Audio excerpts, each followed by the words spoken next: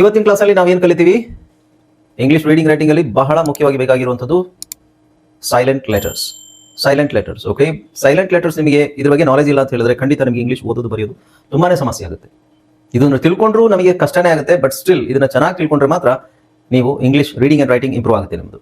ಇಲ್ಲ ಆದರೆ ಅದರಲ್ಲಿ ಎಸ್ಪೆಷಲಿ ರೈಟಿಂಗ್ ಓದೋದೇನೋ ಓದ್ಬಿಡ್ಬೋದು, ಅದ್ರ ಬರೀಲಿಕ್ಕೆ ಇದು ನಿಮಗೆ ಗೊತ್ತಿದ್ರೆ ಮಾತ್ರ ಎಲ್ಲಿ ಅಕ್ಷರಗಳನ್ನು ಸೈಲೆಂಟ್ ಮಾಡಬೇಕು ಅನ್ನೋದು ಗೊತ್ತಿದ್ರೆ ಮಾತ್ರ ನಿಮಗೆ ಬರೆಯೋದು ಇಂಪ್ರೂವ್ ಆಗುತ್ತೆ. ಅಫ್ಕೋರ್ಸ್ ರೀಡಿಂಗ್ ಸಹ, ರೀಡಿಂಗು ನಿಮ್ದು ಇಂಪ್ರೂವ್ ಆಗೋದು ಈ ಸೈಲೆಂಟ್ ಲೆಟರ್ ನಿಮಗೆ ಐಡೆಂಟಿಫೈ ಮಾಡ್ಲಿಕ್ಕೆ ಬಂದ್ರೆ ಮಾತ್ರ.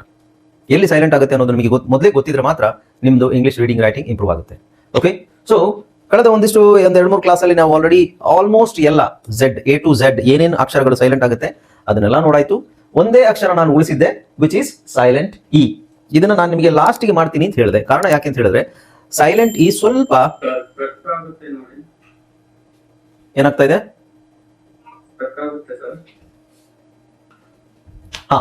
ಸೊ ಸೈಲೆಂಟ್ ಇ ಸ್ವಲ್ಪ ಕಷ್ಟ ಇದೆ. ಅದು ಬಹಳ ಕಡೆ ಸೈಲೆಂಟ್ ಆಗುತ್ತೆ, ತುಂಬಾ ವರ್ಡ್ಸ್ ಇದೆ. ಇನ್ಫ್ಯಾಕ್ಟ್ ನಿಮಗೆ 80% ಸೈಲೆಂಟ್ ಅಕ್ಷರಗಳಲ್ಲಿ ಈನೇ ಜಾಸ್ತಿ ಸೈಲೆಂಟ್ ಆಗೋದು. ಓಕೆ, ಸೊ ಇಲ್ಲಿ ಯಾವ್ಯಾವ ಜಾಗದಲ್ಲಿ ಎಲ್ಲೆಲ್ಲಿ ಈ ಸೈಲೆಂಟ್ ಆಗುತ್ತೆ ಅನ್ನೋದನ್ನ ತಿಳ್ಕೊಂಡ್ಬಿಟ್ರೆ ರೀಡಿಂಗ್ ನಮಗೆ ಬಹಳ ಈಸಿ ಆಗುತ್ತೆ.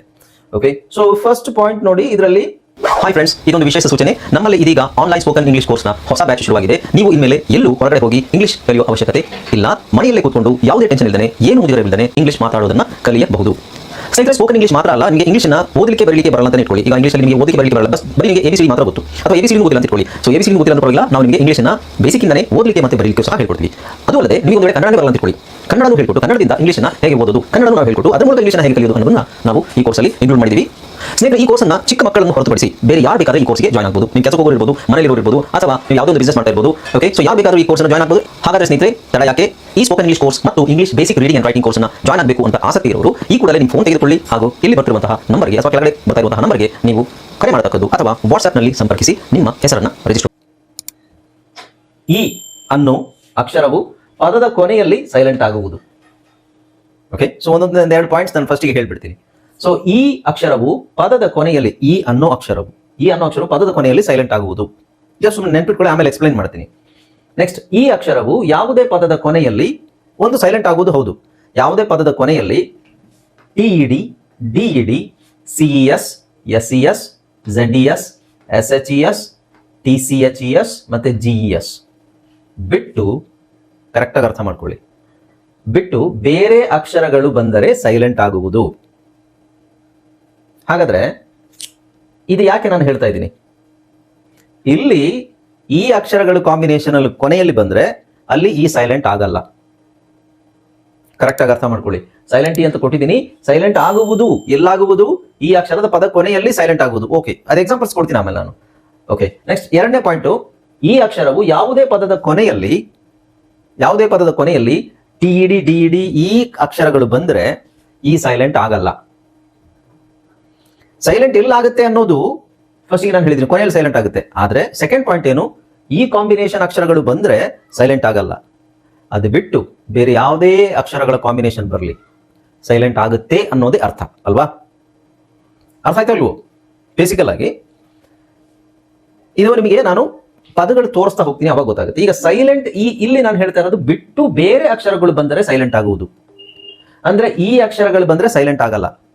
ಅದು ಯಾವ್ಯಾವ ರೀತಿ ಸೈಲೆಂಟ್ ಆಗಲ್ಲ ಅನ್ನೋದನ್ನ ವರ್ಡ್ಸ್ ಅಲ್ಲೇ ನೋಡೋಣ. ಓಕೆ, ಈಗ ಮ್ಯೂಟ್ ಮಾಡ್ಕೊಳ್ಳಿ, ಯಾಕೆ ಮೈಕ್ ಆನ್ ಮಾಡ್ತೀನಿ. ಓಕೆ, ಸೊ ಫಸ್ಟ್ ನೋಡಿ, ಇಲ್ಲಿ words ending with CES, SES ಇದೆಲ್ಲ ಇಲ್ಲಿ ಸೈಲೆಂಟ್ ಆಗುತ್ತಾ ಇಲ್ವಾ? ಸೈಲೆಂಟ್ ಆಗಲ್ಲ. ನೋಡಿ, ಈಗ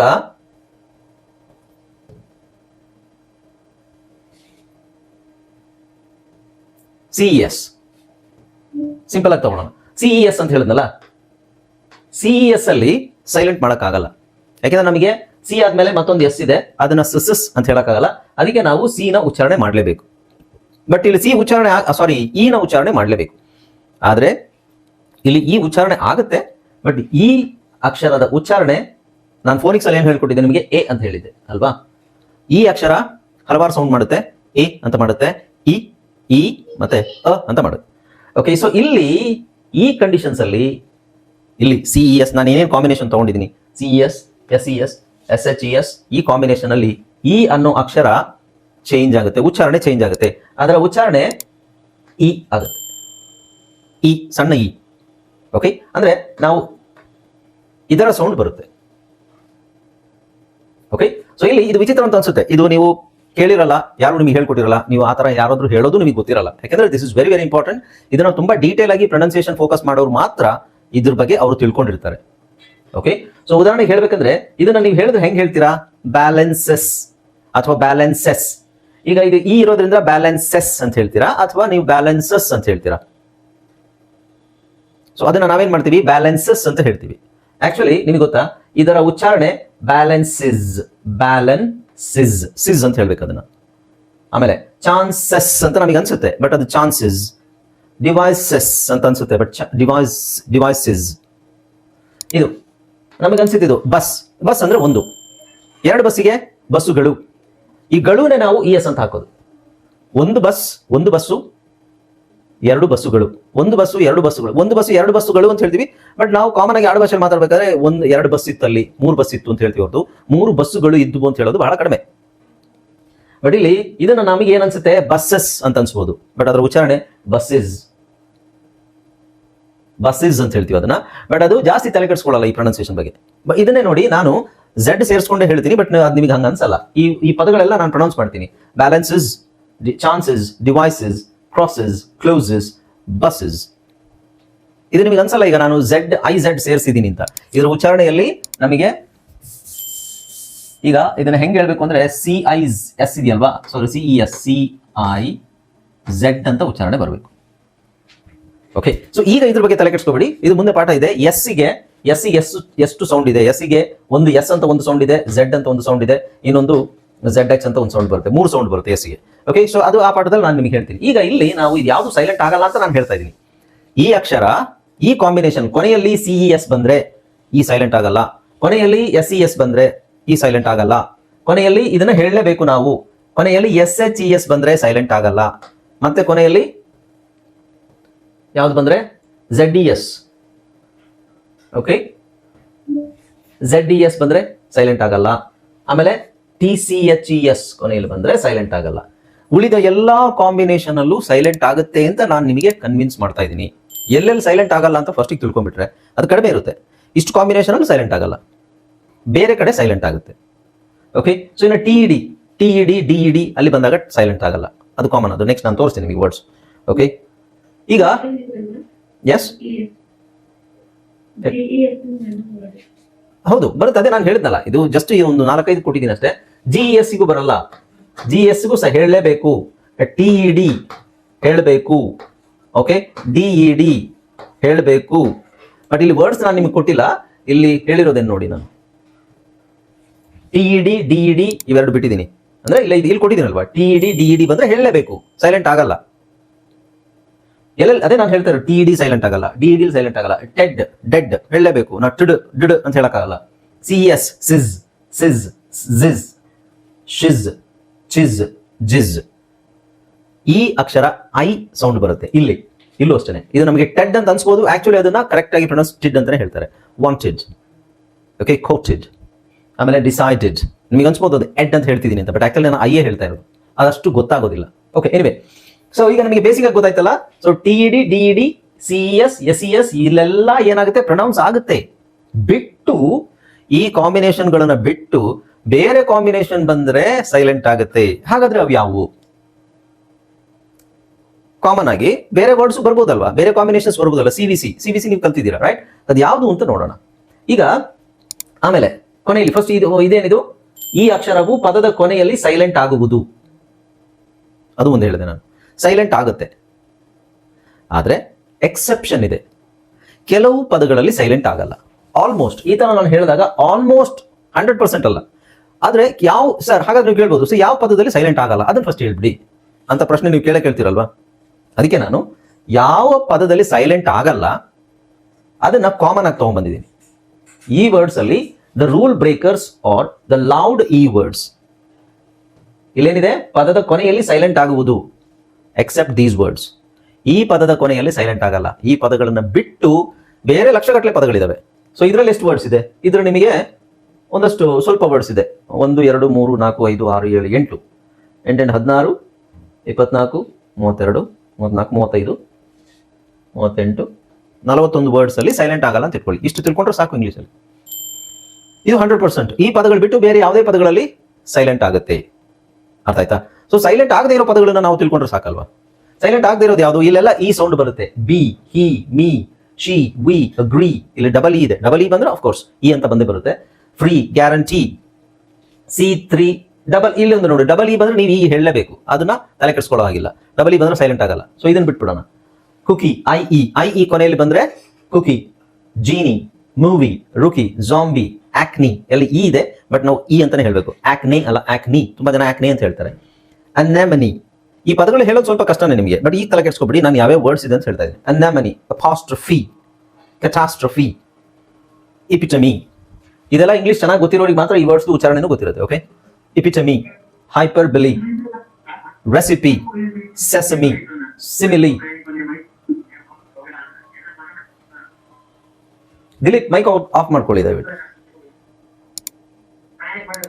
ದಿಲೀಪ್ ಮೈಕ್ ಆಫ್ ಮಾಡ್ಕೊಳ್ಳಿ. ಅದು ಯಾಕೆ ಮೈಕ್ ಆನ್ ಮಾಡ್ಕೊಂಡಿದ್ದೀರಾ?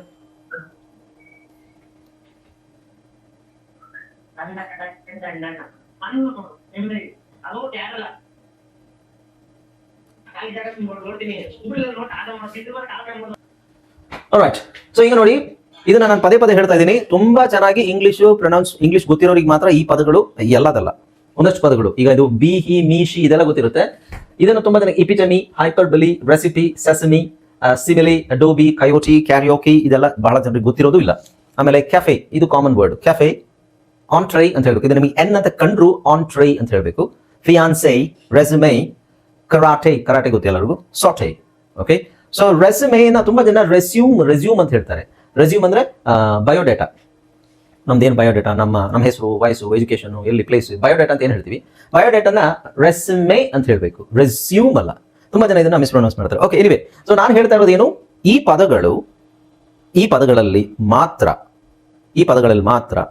ಈ ಸೈಲೆಂಟ್ ಆಗಲ್ಲ. ಒಂದು ಕೊನೆಯಲ್ಲಿ ಮತ್ತೆ ನೀವು ನೆನ್ಪಿಟ್ಕೋಬೇಕು, ಕೊನೆಯಲ್ಲಿ ಹೇಳ್ತಾ ಇದ್ದೀನಿ ನಾನು. ಇಲ್ಲಿ ಎಲ್ಲದಕ್ಕೂ ನಾವು ಇ ಅಥವಾ ಎ ಅಂತ ಹೇಳಬೇಕಾಗುತ್ತೆ. ಇದು ಬಿಟ್ಟು ಬೇರೆ ಪದಗಳು, ಎಕ್ಸಾಂಪಲ್ ಯಾವುದು ಅಂತ ನಾನು ತೋರಿಸ್ತೀನಿ. ಸೊ ಇದ್ರದ್ದು ಪ್ರೊನೌನ್ಸಿಯೇಷನ್ ಎಲ್ಲ ನಾನು ಕನ್ನಡದಲ್ಲಿ ಕೊಟ್ಟಿರ್ತೀನಿ, ಅದನ್ನು ನೋಡ್ಕೊಳ್ಳಿ. ಇದು ಬಿಟ್ಟು ಬೇರೆ ಪದಗಳು. ಸೊ ಇಲ್ಲೆಲ್ಲ ಸೈಲೆಂಟ್ ಆಗಲ್ಲ. ಇಲ್ಲಿ ಕೊಟ್ಟಿರೋದು ನಾನು ನಿಮಗೆ PDF ಅಲ್ಲಿ ಕೊಟ್ಟಿರ್ತೀನಿ. ಸೈಲೆಂಟ್ ಆಗಲ್ಲ, ಇದು ಸೈಲೆಂಟ್ ಅಲ್ಲ. ಆಕ್ಟೆಡ್, ಇ, TED ಬಂದಿದೆ, TED, DED ಬಂದಿದೆ. ಸೊ ಇಲ್ಲಿ ಸೈಲೆಂಟ್ ಆಗಲ್ಲ, ಇಲ್ಲಿ ಹೇಳೋ ಅವಶ್ಯಕತೆ ಇಲ್ಲ. ಎಲ್ಲಿ ಸೈಲೆಂಟ್ ಆಗುತ್ತೆ ನೋಡಿ, ಎಲ್ಲಿಂದ ಸ್ಟಾರ್ಟ್ ಆಗುತ್ತೆ. ಓಕೆ, ಸೊ ಬಿ ನಮಗೆ ಈಗ ನಾನು ಹೇಳಿದ ಕಾಂಬಿನೇಷನ್ ಯಾವ್ದು? ಫಸ್ಟ್ ನಿಮಗೆ TED, ಬಿ, ಆಮೇಲೆ DED ಅಲ್ವಾ? DED, ಆಮೇಲೆ CS, SCS, SHES, TCHES. CS, ZDS. Okay, all right. So ಇಷ್ಟು ಬಿಟ್ಟು ಬೇರೆದು ಸರ್, ಇದು ಬಿಟ್ಟು ಬೇರೆ ಯಾವ್ದು ಸರ್ ಅಂತ ನೀವು ಕೇಳಿ. GS ಇಲ್ಲಿದೆ. Okay, GS. Yes, good. ನೋಡಿ, ನಿಮ್ದು ಅಬ್ಸರ್ವೇಷನ್ ಚೆನ್ನಾಗಿದೆ. ಲೈಕ್ ನೋಡಿ, ನೀವು ಕರೆಕ್ಟ್ ಆಗಿ ನಾನು ತಪ್ಪು ಮಾಡಿದ್ರು ನೀವು ಹೇಳ್ತಾ ಇದ್ದೀರಾ. ಆ ತರ ಇದ್ರೆ ನೀವು ಚೆನ್ನಾಗಿ ಪ್ರಾಕ್ಟೀಸ್ ಮಾಡ್ತಾ ಇದ್ದೀರಾ. ಈಗ ನೆಕ್ಸ್ಟ್ ಸರ್ ನೀವು ಕೇಳ್ತೀರಾ, ಸರ್ ಹಾಗಾದ್ರೆ ಎಲ್ಲಿ ಸೈಲೆಂಟ್ ಆಗುತ್ತೆ? ಇಲ್ಲೆಲ್ಲ ಸೈಲೆಂಟ್ ಆಗಲ್ಲ ಅಂತ ಹೇಳಿದ್ರಿ, ಎಲ್ಲಿ ಸೈಲೆಂಟ್ ಆಗುತ್ತೆ? ಬಹಳ ಇದಾವೆ. ಈ ಕಾಂಬಿನೇಷನ್ ಬಿಟ್ಟು ಇಲ್ಲಿ ಏನಿದೆ, ಒಂದು ಅಕ್ಷರ T, 1, 2, 3, 4, 5, 6, 7 ಅಕ್ಷರ, 7 ಕಾಂಬಿನೇಷನ್ ಇದೆ.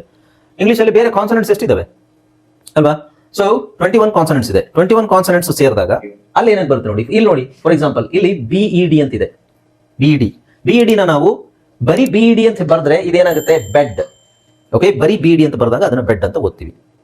ಬಟ್ ಇದರ ಹಿಂದೆ ನಿಮಗೆ ಬೇರೆ ಅಕ್ಷರಗಳು ಸೇರಿದಾಗ ಇಲ್ಲಿ BAR, ಇದನ್ನ ಸಪರೇಟ್ ಮಾಡಿ. BAR bar, BED bed, bar and bed. But bar and bed ನ ಸೇರಿಸಿದಾಗ ಅದು ಒಂದು ವರ್ಡ್ ಆದಾಗ ಬಾರ್ ಬೆಡ್ ಆಗಲ್ಲ, ಬಾಂಬ್ಡ್, ವಿಚ್ ಮೀನ್ಸ್ ಈ silent. Bomb, BOM bomb, BED bed, bomb bed ಆಗುತ್ತಾ? ಇಲ್ಲ, ಬಾಂಬ್ಡ್. ಇಲ್ಲಿ ಎಷ್ಟು ಅಕ್ಷರ ಸೈಲೆಂಟ್ ಆಗುತ್ತೆ ನಿಮ್ಮ ಪ್ರಕಾರ? B ಅಂಡ್ E ಎರಡು ಸೈಲೆಂಟ್ ಆಗುತ್ತೆ. B ಯಾಕೆ? BOMB ಬಾಂಬ್ ಅಂತ ಬಂದ್ರೆ ಬಾಂಬ್, ಬಿ ಹೇಳಲ್ಲ ನಾವು, ಬಾಂಬ್ಡ್. ಅಲ್ಲಿ ಎಷ್ಟು ಅಕ್ಷರ ಉಚ್ಚಾರಣೆ ಮಾಡ್ತೀವಿ? BOMD ಬಾಂಬ್ಡ್. ಬಾಂಬ್ಡ್, ಬಾಂಬೆಡ್, ಬಾಂಬ್ಡ್ ಅಂತ ಹೇಳಲ್ಲ, ಬಾಂಬ್ಡ್. ಓಕೆ, ಯಾವಾಗಲೂ ನಾವು ಸಾಫ್ಟ್ ಆಗಿ ಉಚ್ಚಾರಣೆ ಮಾಡ್ಲಿಕ್ಕೆ ಟ್ರೈ ಮಾಡಬೇಕು. ನಮ್ಮ ಕೈ ಒದ್ದಾಡಬಾರ್ದು ಜಾಸ್ತಿ.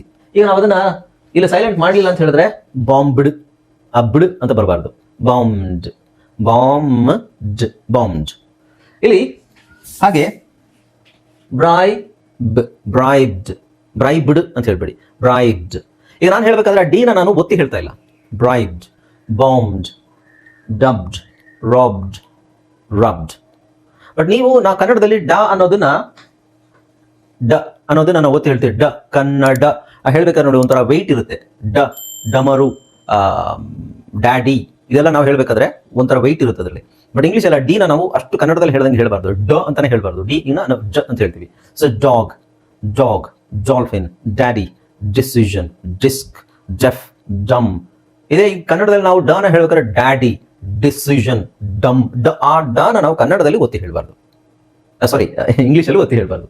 ಸೊ ಇಲ್ಲಿ ನಾವು ಹೇಳ್ಬೇಕಾದ್ರೆ ಏನಾಗುತ್ತೆ, ಸಿಂಪಲ್ ಆಗಿ ನೋಡಿ, ನಾನು ಯೂಶುವಲ್ ಆಗಿ ನೀವು ಡನ ನಾವು ಕನ್ನಡದಲ್ಲಿ ಹೇಳೋ ತರನೇ ಹೇಳಿದ್ರೆ ಇದೇನಾಗುತ್ತೆ, ಬಾರ್ಬ್ಡ್, ಬಾಂಬ್ಡ್, ಬ್ರೈಬ್ಡ್, ಡಬ್ಡ್, ರಬ್ಡ್, ರಾಬ್ಡ್ ಅಂತ ಹೇಳ್ಬೇಕಾಗುತ್ತೆ. ಸೊ ಡನ ನಾವು ಚಿಕ್ಕದು ಮಾಡಿ, ಓಕೆ ಇದು ಎಲ್ರಿಗೂ ಆಗುತ್ತೆ ಇಲ್ಲ ಗೊತ್ತಿಲ್ಲ, ಬಟ್ ಟ್ರೈ ಮಾಡಿ ಆದಷ್ಟು. ಬಾಬ್ಡ್, ಬಾಂಬ್ಡ್, ಬ್ರೈಬ್ಡ್, ರಬ್, ಡಬ್ಡ್, ರಾಬ್ಡ್, ರಬ್ಡ್. ಆ ಡನ ಸ್ವಲ್ಪ ನಿಧಾನಕ್ಕೆ ಹೇಳ್ಕೊ. ಬಿ ಮತ್ತೆ ಡಿ ಸೇರುತ್ತಲ್ಲ, ಬಿ ಮತ್ತೆ ಡಿ ಸೇರಿದಾಗ ಬ ಡ ಹೇಳ್ಬೇಕಾದ್ರೆ ನಾವು ಬಿಡು ಅಂತಾನೆ ಹೇಳ್ತೀವಿ ಕಾಮನ್ ಆಗಿ ಎಲ್ಲರೂ. ಸೊ ಅದನ್ನ ಬಿಡ್, ರಬ್ಡ್ ಈ ತರ ಹೇಳಕ್ ಟ್ರೈ ಮಾಡಿ ಒಂದು.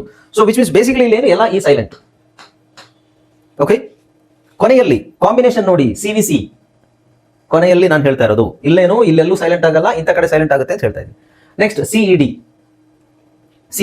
CES ಬಂದಾಗ ಪ್ರೊನೌನ್ಸ್ ಮಾಡಬೇಕು, ಬಟ್ CED ಬಂದಾಗ ಪ್ರೊನೌನ್ಸ್ ಮಾಡಬಾರ್ದು. ಬೇಸಿಕಲಿ ED ಎಲ್ಲ ವರ್ಡಲ್ಲೂ ED ಎಂಡ್ ಆಗಿದೆ ನೋಡಿ, ED ಅದನ್ನು ಫಸ್ಟ್ ನೋಡಿ. ಸೊ ED, BED ಬೆಡ್ ಆಗುತ್ತೆ, ಬಟ್ ಕೊನೆಯಲ್ಲಿ ಬಂದಾಗ ಬಿಡ್. CED ಸೆಡ್ ಆಗುತ್ತೆ ಅಥವಾ ಸೀಡ್ ಆಗುತ್ತೆ, ಬಟ್ ಇಲ್ಲಿ ಕೊನೆಯಲ್ಲಿ ಬಂದಾಗ ನಾವು ಇಲ್ಲಿ ಈ ಸೈಲೆಂಟ್ ಆಗುತ್ತೆ. ಓಕೆ, ಸೊ ಈ ಸೈಲೆಂಟ್ ಆಗುತ್ತೆ, ಈ ಸೈಲೆಂಟ್ ಆಗಿ, ಬಟ್ ನಾವು ಅದನ್ನು ಪ್ರೊನೌನ್ಸ್ ಮಾಡೋದು ಹೇಗೆ ಇನ್ನೊಂದು ಹೇಳ್ತೀನಿ. ಇದರಲ್ಲಿ ಇನ್ನೊಂದು ನಾವು ವಿಷಯನ ಗಮನಿಸಬೇಕು ಅಲ್ಲಿ. ಓಕೆ, ಸೊ ಸೈಲೆಂಟ್ ಏನೋ ಆಗುತ್ತೆ, ಆದ್ರೆ ನಾನು ಇಲ್ಲಿ ಸಿ ಮತ್ತೆ ಸ್ಟ್ ಅಂತ ಕೊಟ್ಟಿದ್ದೀನಿ ನೋಡಿ. ಸೊ CED ಬಂದ್ರೆ ಸಿ ನ ಸೈಲೆಂಟ್ ಮಾಡೋದು ಹೌದು, ಸಿ ಮತ್ತೆ ಡಿ ಉಳ್ಕೊಳ್ಳುತ್ತೆ ಅಲ್ವಾ. ಸೊ CD ಉಳ್ಕೊಂಡಾಗ ನಾವ್ ಏನ್ ಮಾಡ್ಬೇಕು,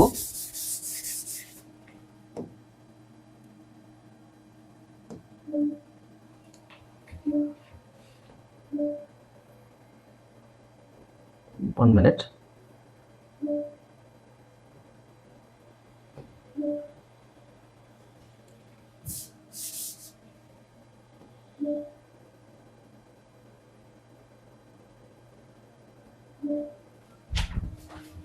ಓಕೆ, ಸಿ ಮತ್ತೆ ಡಿ ಉಳ್ಕೊಂಡಾಗ ಈ ಸಿ ನಾವು ಸ ಅಂತ ಹೇಳ್ತೀವಿ ಬೇಸಿಕ್ಲಿ, ಯಾಕೆಂದ್ರೆ ಈ ಇರೋದ್ರಿಂದ ಸ ಅಂತ ಹೇಳ್ತೀವಿ. ಆಮೇಲೆ ಇದನ್ನ ಡಿ ನ ಸಣ್ಣಕ್ಕೆ ನಾವು ಟ ಮಾಡ್ಕೋಬೇಕು ಹೇಳ್ಬೇಕಾದ್ರೆ, ಪ್ರೊನೌನ್ಸಿಯೇಷನ್ ಅಲ್ಲಿ ಮಾತ್ರ. ಓಕೆ, ಪ್ರೊನೌನ್ಸಿಯೇಷನ್ ಅಲ್ಲಿ ಮಾತ್ರ ನಾವು ಅದನ್ನ ಟ ಅಂತ ಹೇಳ್ಬೇಕು. ಅದಕ್ಕೆ ನಾನು ಇಲ್ಲಿ ಕೊಟ್ಟಿದ್ದೀನಿ ನೋಡಿ ಟ ಅಂತ ಕೆಳಗಡೆ. ಸೊ ಇದನ್ನ braced, braced, danced, fenced, forced, placed, priced, sliced, spaced, spiced, traced, voiced. ಇಲ್ಲಿ ಡಿ ನ ನಾವು ಒತ್ತಿ ಹೇಳೋ ಅವಶ್ಯಕತೆ ಇಲ್ಲ, ಡಿ ನ ನಾವು ಟ ಅಂತ ಹೇಳ್ಬೇಕು, ಹೀಗೆ ಹೇಳ್ಬೇಕಾದ್ರೆ ಆಕ್ಚುಲಿ. ಹಾಗೆ ಹೇಳಿದ್ರೆ ಮಾತ್ರ ನಿಮಗೆ ಸಾಫ್ಟ್ ಅಂತ ಅನ್ಸುತ್ತೆ. ಈಗ ನಾನು ಎರಡು ತರನು ಹೇಳ್ತೀನಿ ನೋಡಿ, ಕನ್ನಡದಲ್ಲಿ ಇರೋ ತರ ನಾನು ಟಿ ಬದಲು ಡಿ ಹೆಂಗಿದೆ, ಡಿನೇ ಪ್ರೊನೌನ್ಸ್ ಮಾಡಿದ್ರೆ ಹೆಂಗ್ ಅನ್ಸುತ್ತೆ ನೋಡಿ ನಿಮಗೆ. ಬ್ರೇಸ್ಡ್, ಡಾನ್ಸ್ಡ್, ಫೆನ್ಸ್ಡ್, ಫೋರ್ಸ್ಡ್, ಅಲ್ಲಿ ಆರ್ನು ಪ್ರೊನೌನ್ಸ್ ಮಾಡ್ತೇನೆ, forced, placed, priced, sliced, spaced, spiced, traced, voiced. ಈಗ ರಿಯಲ್ ಪ್ರೊನೌನ್ಸಿಯೇಷನ್ ಇಂಗ್ಲಿಷ್ ಅಲ್ಲಿ ಯಾವ ತರ ಹೇಳಬೇಕು ಆ ತರ ಹೇಳ್ತೀನಿ ನೋಡಿ. Braced, danced, fenced, forced, placed, priced, sliced, spaced, spiced. ಇದರಲ್ಲಿ ನಿಮಗೆ ಯಾವುದು ಚೆನ್ನಾಗಿ ಅನ್ಸುತ್ತೆ? ಕೂಲ್, ಓಕೆ, ಇದು ಚೆನ್ನಾಗಿ ಅನ್ಸೋದು ಯಾವುದು?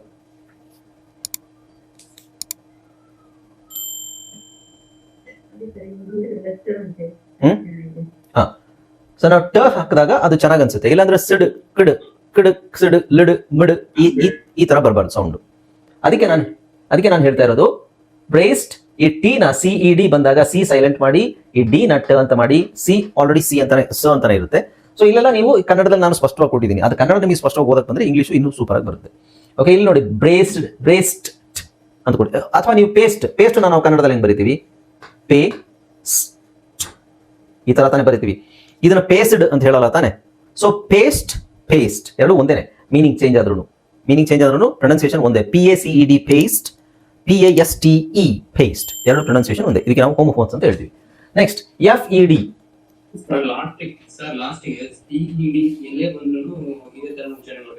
ಲಾಸ್ಟಿಗ ಈಗ ಇಲ್ಲಿ ಹೇಳಿದ್ರಲ್ಲ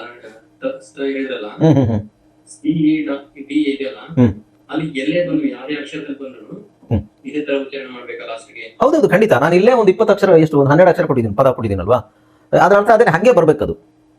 ಬಟ್ ನೀವು ನೋಡಿ, ಕನ್ಫ್ಯೂಸ್ ಮಾಡ್ಕೋಬೇಡಿ. ಸಿ ಇ ಡಿ ಇದ್ದಾಗ ಮಾತ್ರ ಅದು. ನೀವು ಮತ್ತೆ ಸಿ ಟಿ, ಬರೀ ಸಿ ಡಿ ಬರಲ್ಲ. ಸಿ ಟಿ ಬಂದಾಗ ಅದು ಹಾಗೆ ಓದ್ಬೇಕು. ಸಿ ಟಿ ಬಂದಾಗ ಕ್ಟ್ ಅಂತ ಹೇಳ್ತೀವಿ, ಪರ್ಫೆಕ್ಟ್ ಅಂತ ಹೇಳ್ತೀವಿ, ಪರ್ಫೆಕ್ಟ್. ಅದು ಅಲ್ಲಿಗೆ ತಗೋಬಾರ್ದು.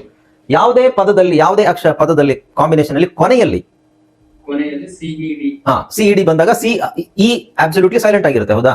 ಈ ಹೆಂಗು ಸೈಲೆಂಟ್ ಆಗಿರುತ್ತೆ ಅಂತ ಹೇಳ್ತಾರೆ, ಬಿಕಾಸ್ ಸೈಲೆಂಟ್ ಈನೇ ಇದು. ಈ ಸೈಲೆಂಟ್ ಆಗಿರುತ್ತೆ. ಅದರ ಹೊರತಾಗಿ ಏನ್ ಚೇಂಜಸ್ ಆಗುತ್ತೆ, ನಮ್ಮ ಪ್ರೊನೌನ್ಸಿಯೇಷನ್ ಸ್ವಲ್ಪ ಕ್ಲಾರಿಟಿ ಸಿಗ್ಲಿಕ್ಕೆ, ಒದ್ದಾಡದೇನೆ ಪ್ರೊನೌನ್ಸ್ ಮಾಡೋಕೆ. ಈಗ ನೋಡಿ, ನಾನು ಇದನ್ನ ಬ್ರೇಸ್ಡ್, ಡಾನ್ಸ್ಡ್, ಫೆನ್ಸ್ಡ್ ಅಂತ ಹೇಳ್ಬೇಕಾದ್ರೆ ಅಲ್ಲಿ ಸಿಡ್ ಅಂತ ಬರುತ್ತೆ. ಅದನ್ನೇ ಬ್ರೇಸ್ಡ್, ಫೆನ್ಸ್ಡ್, ಡಾನ್ಸ್ಡ್, ಪ್ಲೇಸ್ಡ್ ಅಂತ ಹೇಳ್ಬೇಕಾದ್ರೆ ಸಾಫ್ಟ್ ಆಗಿದೆ. ಆ ಕಾರಣಕ್ಕೋಸ್ಕರ ಅದು ಹೌದು, ಅದನ್ನೇ ನಾನು ಹೇಳ್ತಾ ಇರೋದು. ಡಿ ಇರೋದು ಟ ಅಂತ ಉಚ್ಚಾರಣೆ ಮಾಡಬೇಕು, ಬರೆಯೋದಲ್ಲ. ಬರಿಬೇಕಾದ್ರೆ ಆ ತರ ಬರಿಬೇಡಿ. ಮತ್ತೆ ಅದನ್ನ ಬರ್ದಾಗ ಏನಾಗುತ್ತೆ, ಇಲ್ಲಿ ಬ್ರೇಸ್ಡ್ ಅಂತ ಹೇಳಿ ನೀವು ಒಂದು ಓಕೆ. ಸೊ ಒಂದ್ ವೇಳೆ ನೀವು ಸರ್ ನೀವು ಟಿ ಉಚ್ಚಾರಣೆ ಮಾಡಿ ಅಂತ ಹೇಳಿದ್ರಿ, ನಾನು ಹಿಂಗೆ ಬ್ರೇಸ್ಡ್ ಈ ತರ ಬ್ಲರ್, ಮೇ ಬಿ ಅದು ನಿಮ್ಮ ನೆಟ್ವರ್ಕ್ ಇಶ್ಯೂ ಇರ್ಬೋದು. ಇದನ್ನ ನೀವು ಬ್ರೇಸ್ಡ್ ಅಂತ, ಬ್ರೇಸ್ಡ್ ಆಗಲ್ಲ, ಇದು ಬ್ರೇಸೆಟ್ ಆಗುತ್ತೆ. ಬಿಕಾಸ್ ಸಿ ಆದ್ಮೇಲೆ ಟಿ ಇದೆ. ನಾನು ಹೇಳಿದ್ದು ಡಿ ಬಂದಾಗ ಮಾತ್ರ. Okay, next F E D. F E ಡಿದು ಸಿ ವಿ ಸಿ ಏನಂತ ಹೇಳ್ತೀವಿ, fed. F E D fed ಅಲ್ವಾ, ಫೆಡ್. ಬಟ್ ಕೊನೆಯಲ್ಲಿ ಬಂದಾಗ, ಸ್ಟಾರ್ಟಿಂಗ್ ಅಲ್ಲಿ ಬಂದಾಗ ಫೆಡ್ ಅಂತ ಬರುತ್ತೆ, ಫೆಡ್, ಫೆಡರಲ್ ಇದೆಲ್ಲ ಬರುತ್ತೆ. ಬಟ್ ಕೊನೆಯಲ್ಲಿ ಬಂದಾಗ ಅಲ್ಲೂ ನೀವು ಬ್ರೀಫ್ಡ್ ಅಂತಾನೆ ಹೇಳ್ಬೇಕು. ಕೊನೆಯಲ್ಲಿ ಬಂದಾಗ ಬ್ರೀಫ್ಡ್. ಸೊ ನೀನ್ ನೋಡಿ, ಅಬ್ಸರ್ವ್ ಮಾಡಿ, ಫಿಡ್, ಕಿಡ್, ಸಿಡ್, ಲಿಡ್ ಈ ತರ ಬರೋ ಕಡೆ ನಾವು ಇದನ್ನ ಅವಾಯ್ಡ್ ಮಾಡ್ತೀವಿ. ಓಕೆ, ಸೊ ಇಲ್ಲಿ ಎಫ್ ಇ, ಹಾ ಹೌದು, ಅದೇ ನಾನು ಹೇಳ್ತಾ ಇರೋದು. ಇಲ್ಲಿ ಅಬ್ಸರ್ವ್ ಮಾಡಿ, ಅದನ್ನೇ ಹೇಳ್ತಾ ಇರೋದು ನಾನು. ಎಫ್ ಇಲ್ಲಿ ಸೈಲೆಂಟ್ ಆಗಿರುತ್ತೆ. ಸೊ ಇಲ್ಲಿ ಎಲ್ಲಾದ್ರಲ್ಲೂ ಟಾ ಕೊಟ್ಟಿದ್ದೀನಿ ನೋಡಿ ಕೆಳಗಡೆ. ಸೊ ಇಲ್ಲಿ ನಾವು ಟ ಅಂತ ಹೇಳ್ಬೇಕು. ಸೊ ಎಲ್ಲೆಲ್ಲಿ ಟ ಹೇಳ್ಬೇಕು ನಾನು ಅದ್ರ ಪಕ್ಕದಲ್ಲೇ ಕೊಟ್ಟಿರ್ತೀನಿ ಈ ತರ. ಓಕೆ, ಅವಾಗ ನಿಮ್ಗೆ ಒಂದು ಐಡಿಯಾ ಬರುತ್ತೆ. ಅದ್ರ ಪಕ್ಕದಲ್ಲೇ ನಿಮಗೆ ಟಿ ಇಂತದೆ ಎಲ್ಲೆಲ್ಲಿ PDF ಅಲ್ಲಿ, ಅಲ್ಲೆಲ್ಲ ಇದೆ. ಇಲ್ಲಿ ನೋಡಿ, ನೆಕ್ಸ್ಟ್ ಜಿ ಬಂದಾಗ ಟ ಬರಲ್ಲ, ಡಬಲ್ ಜಿ ಬಂದಾಗ ಟ ಬರಲ್ಲ, ಡನೇ ಬರುತ್ತೆ. ಆಮೇಲೆ ಕೆ ಬಂದಾಗ ಟ ಬರುತ್ತೆ, ಎಲ್ ಬಂದಾಗ ಬರಲ್ಲ, ಎಂ ಬಂದಾಗ ಎನ್ ಬಂದಾಗ ಬರಲ್ಲ. ಓಕೆ, ಪಿ ಬಂದಾಗ ಬರುತ್ತೆ, ಎಸ್ ಬಂದಾಗ ಬರಲ್ಲ. ಆಮೇಲೆ ಎಸ್ ಎಚ್ ಬಂದಾಗ ಟ ಬರುತ್ತೆ, ಡಬಲ್ ಎಸ್ ಬಂದಾಗ ಟ ಬರುತ್ತೆ. ಎಲ್ಲೆಲ್ಲಿ ಬರಲ್ಲ, ಎಲ್ಲೆಲ್ಲಿ ಬರುತ್ತೆ ಅನ್ನೋದು ಆಲ್ರೆಡಿ ನಾನು ಡೀಟೇಲ್ ಆಗಿ ಕೊಟ್ಟಿರ್ತೀನಿ. ಅದನ್ನ ಒಂದ್ಸಲ ವರ್ಡ್ಸ್ ನಾನು ಓದಿ ಹೇಳ್ತೀನಿ, ಅವಾಗ ಗೊತ್ತಾಗುತ್ತೆ. ಓಕೆ, ಸೊ ಬ್ರೇಕ್ ತೊಗೊಳ್ಳೋಣ. ಬ್ರೇಕ್ ಆದ್ಮೇಲೆ ಕಂಟಿನ್ಯೂ.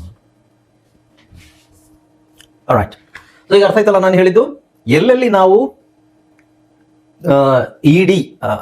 ಇಡಿ ಆಕ್ಚುಲಿ ಇ ಬಂದಾಗ ಇ ಸೈಲೆಂಟ್ ಆಗಿರುತ್ತೆ. ಬಟ್ ಡಿ ನಾವು ಡಿ ಅಂತಾನೆ ಹೇಳ್ಬೇಕಾ ಅಥವಾ ಟಿ ಅಂತ ಹೇಳ್ಬೇಕಾ, ಅದು ಸ್ವಲ್ಪ ನಾವು ಗಮನ ಹರಿಸಬೇಕು. ಓಕೆ, ಸೊ ಎಲ್ಲೆಲ್ಲಿ ಬರುತ್ತೆ ಅದನ್ನ ನಾನು ಆಲ್ರೆಡಿ ಹೇಳಿದ್ರೆ, ಸಿ ಬಂದಾಗ, ಸಿಇಡಿ ಬಂದಾಗ ಇ ಸೈಲೆಂಟ್ ಆಗಿರುತ್ತೆ, ಡಿ ನಾವು ಟ ಅಂತ ಹೇಳ್ಬೇಕು. ಓಕೆ, ಸೊ ಅದೇ ತರ ಎಫ್ ಬಂದಾಗ್ಲೂ ಅದೇ ತರ ಹೇಳ್ಬೇಕು. ಬಟ್ ಎಲ್ಲಾ ಕಡೆ ಹೇಳ್ಬೇಕಂತ ಕೇಳಿದ್ರಿ.